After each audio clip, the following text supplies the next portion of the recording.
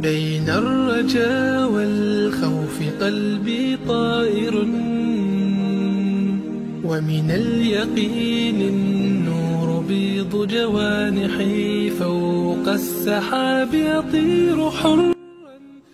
Bismillahirrahmanirrahim. Assalamualaikum warahmatullahi wabarakatuh. Apa kabar anak-anak solehku di rumah? Apakah hari ini semuanya dalam keadaan sehat-sehat? Alhamdulillah. Sebelum kita melaksanakan kegiatan pembelajaran kita pada pagi hari ini, marilah kita berdoa agar segala aktivitas yang kita kerjakan hari ini insya Allah diberkahi oleh Allah Subhanahu wa Ta'ala. Amin. Adapun pembelajaran kita pada pagi hari ini yaitu tematik, tema 2, subtema 1, pembelajaran ke-6. Dan adapun KD dan tujuan pembelajarannya, anak-anakku bisa membaca langsung ya.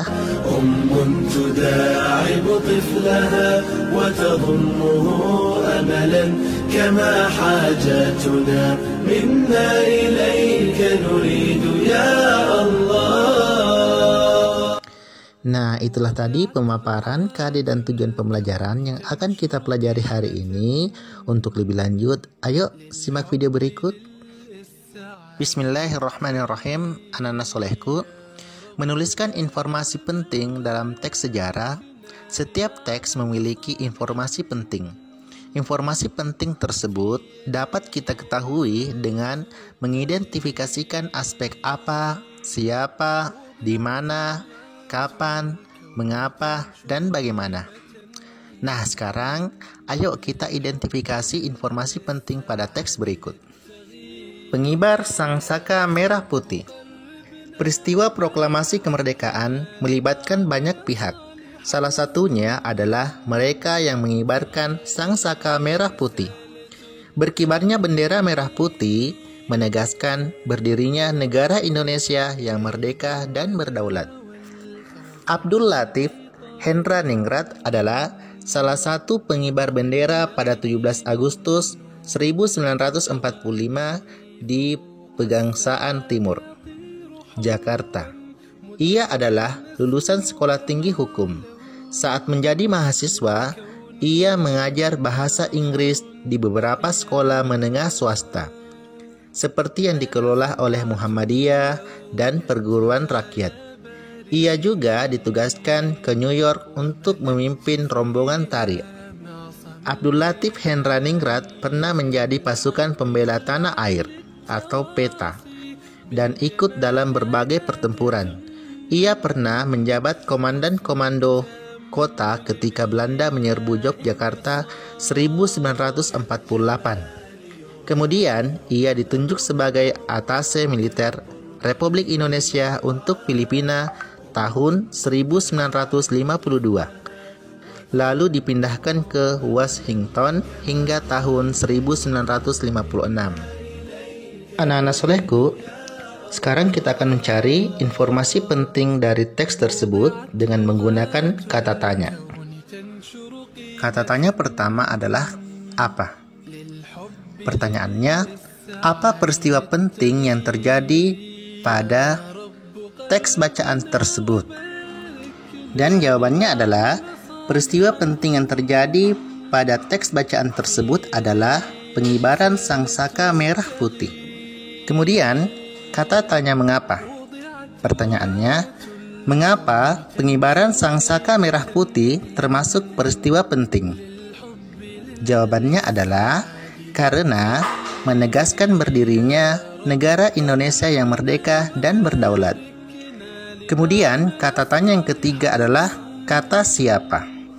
Pertanyaannya adalah, siapa yang mengibarkan bendera merah putih pada tanggal 17 Agustus 1945?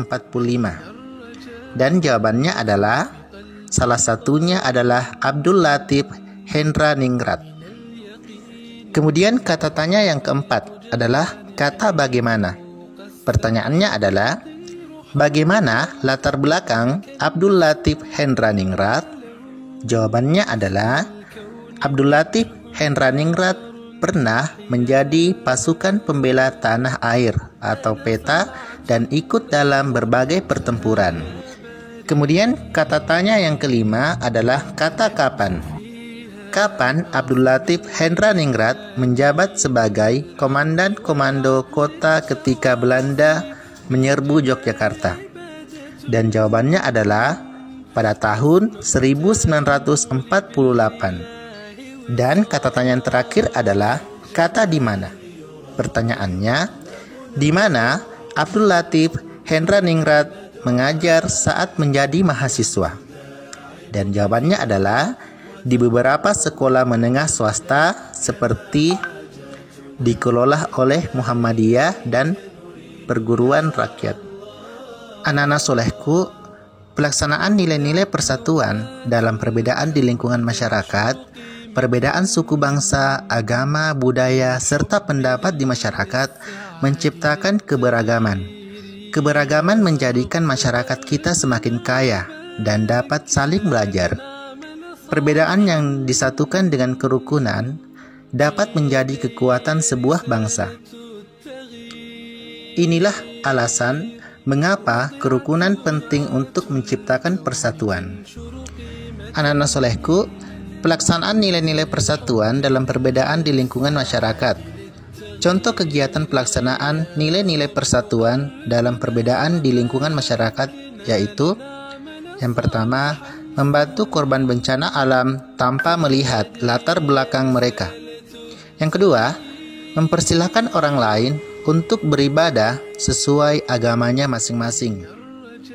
Yang ketiga, membantu tetangga yang kesulitan meskipun berbeda suku atau agama. Dan kemudian, beberapa manfaat yang diperoleh jika menerapkan nilai-nilai persatuan dalam perbedaan di masyarakat, yaitu yang pertama, kehidupan masyarakat menjadi aman, tentram, dan damai. Yang kedua, masalah lebih cepat terselesaikan karena semua masyarakat bersatu.